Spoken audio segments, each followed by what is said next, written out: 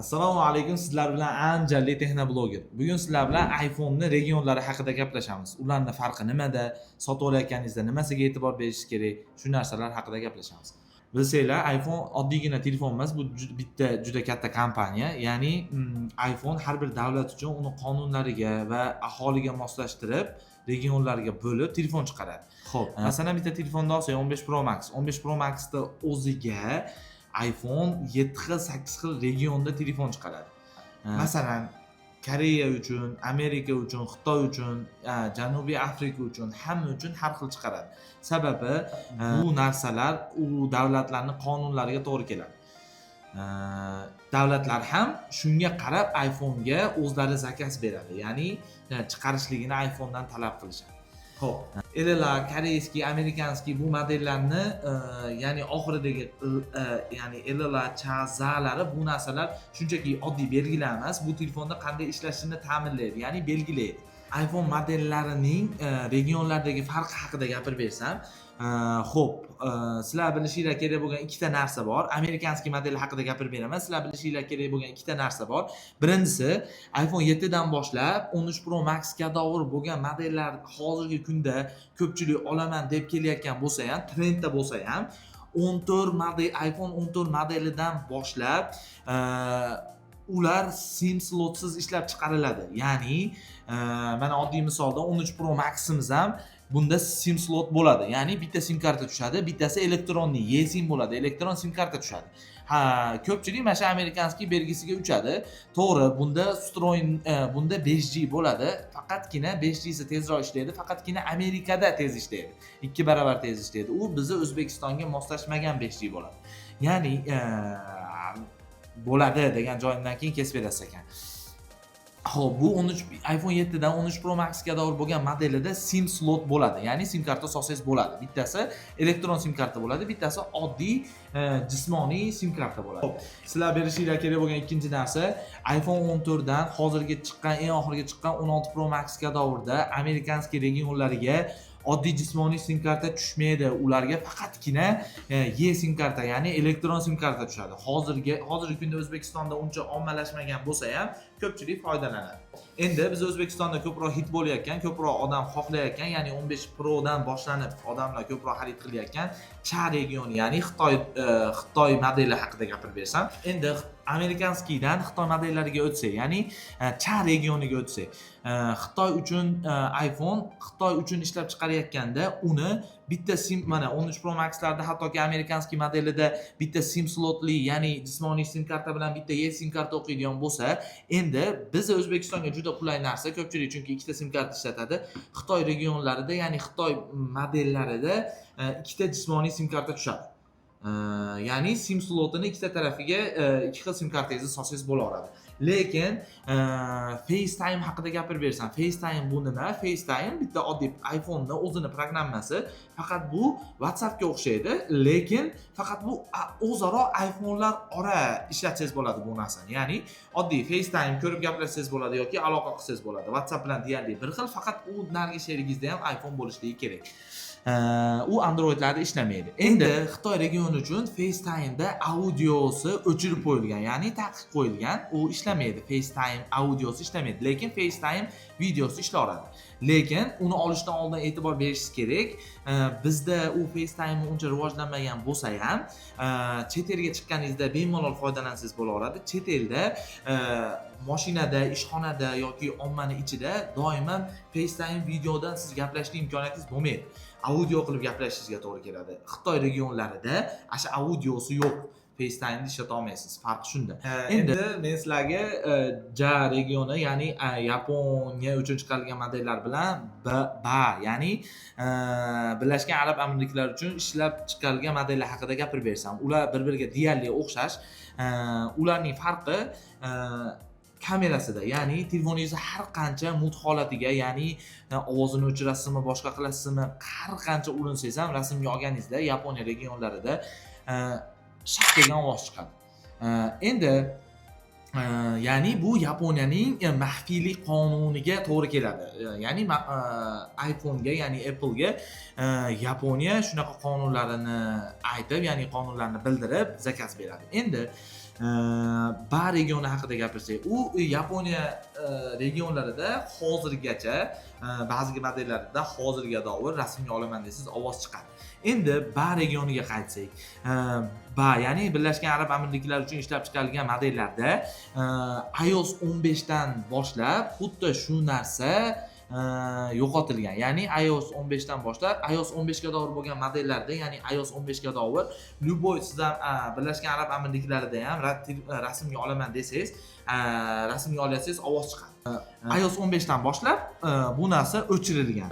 Lekin iOS 15 ga davr bo'lgan modellarida ham agarda siz u telefonlarga boshqa ya'ni Birlashgan Arab Amirliklaridagi tarmog'idagi sim kartalarni emas, masalan O'zbekiston o'zimizda u modellarga O'zbekiston sim kartalarini solgan taqdirimizda ham bu narsa avtomatik tarzda o'chiriladi. Ya'ni rasmga olsangiz ham ovoz chiqmaydi. Xo'p, za regioni rosa bizdagi trend, ya'ni za regioni rosa hozirgi paytda 16 modeli chiqqandan keyin rosa hit bo'layotgan model. Ya'ni o'zimizda hit bo'layotgan model. Bu Janubiy Afrika uchun chiqariladi.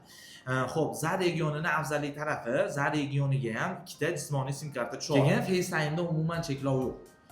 Bemalol foydalansangiz bo'laveradi. Keyin meni shaxsiy tajribamdan kelib chiqib ham shu dual sim kartali za regionligini olishingizni tavsiya beraman. Sababi hozirgi kunda bilsangiz, endi 19 iOSda 19 versiyasi chiqqandan keyin bu nima bo'ladi, o'zgarish kiritadimi, kiritmaydimi iPhone bilmayman, lekin hozirgi kunda Cha ya'ni Xitoy regioni bilan shu za Janubiy Afrika uchun ishlab chiqarilgan yoki Yevropa uchun yo O'rta Sharq uchun ishlab chiqarilgan modellarni solishtirsangiz, Cha regionida ya'ni Xitoy regionida sun'iy intellekt o'zi ishlamaydi. Ya'ni o'ziga встроенный bo'lmaydi. Ya'ni ichida bo'lmaydi. Ya'ni bilsangiz hozir ko'p narsa hit bo'lyapti. 15 tepasidan boshlab siz bitta detalni rasmga oladigan bo'lsangiz, shu detalni belgilab, rasmni o'zidan belgilab o'chirsangiz, shu detalni o'zini yo'qotib beradi. Rasmingiz holatda kачествоda bo'ladi, shu detalni yo'qotib bera oladi. Shu funksiyalar, elementar shu funksiyani o'zi ham Xitoy regionida yo'q. Bu ishlamaydi. Xo'p, endi regionlardagi farq va ta'sir telefonlarda o'zida ham bo'ladimi? Ya'ni ichki tizimlarida. Xo'p, hozir men sizlarga regionlardagi farq va ta'sir faqatgina telefonda sim slotida bo'ladi, xolosmi, yoki telefonda o'ziga ham, ichki tizimlariga ham ta'sir qiladimi? Shu narsa haqida aytib bersam. Xo'p, hozir o'zi aslida software telefonlarda, umuman tizimlarda software bilan hardware degan narsa bo'ladi. Bular software hozir ko'pchilik ITda o'qiyapti, back end bilan front endga o'xshash narsa bo'ladi. Ya'ni software bular ko'proq kodlarga, ilovalarga, tizimda tashqi taraflarga ishlaydi. Endi hardwarelar bular protsessorlar yoki mana bu operatordagi, ya'ni sim karta solganingizdan keyingi jarayondagi chastotalarga bog'liq narsalar. Ya'ni internet tezliklariga, aloqalarga bog'liq narsalar hardware deyiladi. Xo'p, oddiy bu regionlarda telefonlarda o'zida farq qiladimi, yo'qmi degan savolga javob bersam, Amerika regionini o'zida ham, hattoki endiroqda aytganimdek 5G bor. Amerika regionidagi tarmoqlar, ya'ni tarmoq chastotalari kuchli bo'lganligi sabab ularda 5G tezligi, ya'ni masalan qanchadir megabayt ishlasa, bizda qanchadir megabayt tezlikda ishlaydigan bo'lsa, ularda qanchadir gigabayt tezlikda ishlaydi. Shunisi tarmoqlarida farq qiladi. Lekin ishlab chiqarilishi baribir bir xil bo'lsa ham, regionlarga qarab, uni sim karta regiondagi sim karta solishingizga qarab tarmoqlarda farq qiladi. Bu farq baribir bizni o'zimizni O'zbekistondagi tarmoqlarga umuman aloqasi ham yo'q, farqi ham yo'q. Ya'ni men amerikanskiy regionni oson antennasi yaxshi chiqargan, koreyskiysini oson antennasi yaxshi bo'lmaygan degan tushunchani olmaylar. Bu narsa haqida o'ylamay qo'ysanglar ham bo'ladi. Men sizlarga hozir mashina ichida bir yo'l kafolat haqida ham, ya'ni bu ham regionlarga taalluqli narsa, region modellariga taalluqli narsa. Kafolati, Apple kafolati, ya'ni Apple, masalan O'zbekistonda Apple'da servisi yo'q, ofitsialniy servisi yo'q. Qozog'istondamikin bor, Rossiyada bor, hozirgi kunda yo'q bo'lsa ham, Amerikada bor, Dubayda bor. Ya'ni har bitta model iPhone har bitta modellarga qarab, ya'ni regionlarga qarab, masalan, Birlashgan Arab Amirliklari, ya'ni Ba regionidagi telefonni siz ishlatadigan bo'lsangiz, Ba regionidagi telefon mabodoga kafolati tugamasdan oldin buzilib qoladigan bo'lsa, siz Birlashgan Arab Amirliklariga borib, o'sha yerdagi Apple servisidan telefoningizni tuzatsangiz bo'ladi. ular hech qachon Amerika regionidagi telefondagi ba'zi servisiga olib borsangiz tekshirib yoki ko'rib bermaydi, kafolat bermaydi. Ya'ni har bitta region uchun alohida qonunlarga qarab ishlab chiqargani kabi xuddi kafolat ham xuddi shunaqa ishlaydi. To'g'ri, pulini to'lasangiz qilib bera oladi, lekin Amerika regionlar uchun javob beradi. Dubayda, ya'ni Birlashgan Arab Amirliklarida, ya'ni ba regionlariga yoki 3 ta Dubay regionlariga. Xo'p, endi O'zbekiston sharoitida qaysi modelni, ya'ni qaysi regionli modelni tanlagan yaxshi degan savolga oldin aytib o'tganimdek, Yevropa yoki Yaqin Sharq modellarini tanlang. Ular ichida dual sim kartaligi, ikkita sim kartaligi yoki hech bo'lmasa bir dona oddiy jismoniy sim karta tushadigan sim sloti bo'ladi. Ashi sizga afzallik beradi. Ya'ni FaceTime'larda ham hech qanaqa taqiqlar bo'lmaydi. Keyin eng qizig'i tezlik chastotalari, ya'ni tarmoq chastotalarida ham tarmoq chastotalariga ham moslasha oladi. Ya'ni endi akaxonlar, sizlar ko'p holatda amerikanskiysini olaman deb kelasizlar-ku. Endi amerikanskiysi aytganimdek 14 modelidan boshlab umuman sim karta tushmaydigan bo'lsa, ular arzonroq bo'ladi. Nisbatan arzonroq bo'ladi qolganlariga qaraganda. Lekin arzon olganingizga yarasha siz vaqtingizni ozmoq sarflashingizga to'g'ri keladi. Masalan, bitta telefon olib o'zi ishlatadigan odamga u amerikanskiy regioni ham bo'la oladi. Lekin lutchi amerikanskiy emas, oddiy jismoniy sim kartali olganingiz yaxshi. Sababi mabodoga sizga pul zarur bo'lib qolib, mana telefonni sotmoqchi bo'lsangiz ham shunday sim kartani olasizda, boshqa telefonga o'zgartira olasiz. Hattoki ko'chada qolib ketdingiz yoki boshqa bo'ldi, ash holatda ham telefoningiz zaryad tugab qoldi, ash holatda ham qo'shimcha telefon bo'ladigan yoki boshqa bo'ladigan bo'lsa ham, buni sim kartasini osongina jismoniy sim kartani boshqa regiondagi demoqchiman.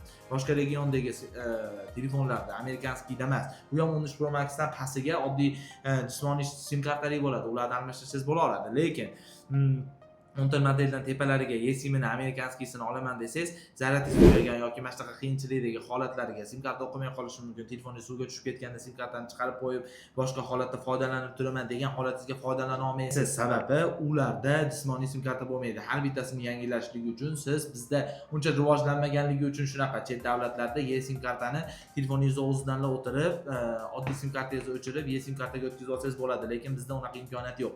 Sotaman deganingizda ham shunchaki sim slotdan sim kartani chiqarasiz, boshqa telefonga oddiygina savol olasiz. Akalar, opalar, shu narsaga e'tibor beringlar. Telefon xarid qilayotganda doimo narxiga qaravermaydi. Narxiga qarab emas, sizga moslashuvga qarab telefon xarid qilinglar. Eng osoni o'zingiz ishongan savdogarga borib maslahat so'rab oling. Xo'p, bugungi regionlar haqidagi gaplarimiz shu bo'ldi. Sizda tug'ilgan. Xo'p, bugun iPhone regionlari haqida bugun iPhone regionlari haqidagi gapirib bermoqchi bo'lgan narsalarim shundan iborat edi. Savollaringiz bo'lsa kommentga yozinglar, har bittasiga o'zim javob beraman. Shunga o'xshash qiziq ma'lumotlarni o'tkazib yubormasligimiz uchun kanalimizga obuna bo'linglar va like bosishni unutmanglar. Sizlar bilan Anjarli texnobloger bo'ldi. Ko'rishguncha.